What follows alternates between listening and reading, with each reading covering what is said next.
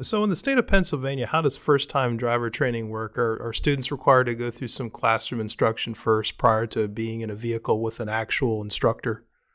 It's interesting. So, fortunately or unfortunately, the state of Pennsylvania does not have a specific requirement. So, for example, you turn 16, you apply for your permit. You now can drive with anyone who is a licensed driver 21 years or older, and you are not eligible to get your license until you're 16 and a half. In that 6 months, in that 6 month period, you should have at least 65 hours of driving under your belt. 10 hours driving at night, 5 hours in inclement weather, rain, sleet, snow, fog, what have you. And now you're 6 months later, and now you are eligible to take your test. So to answer your question specifically, the state of Pennsylvania does not have that requirement where it's a law.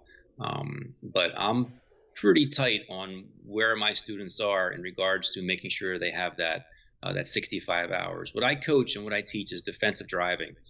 To basically always expect the unexpected. You just don't know what can happen. And new drivers, they just don't know. There's so much to process. There's so much going on. There's so many people that are out there that just don't pay attention.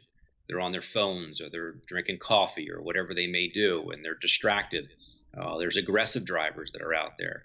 So really trying to give all of the tools to my students to understand what it's like to be out there, to be three things: safe, responsible, aware driver.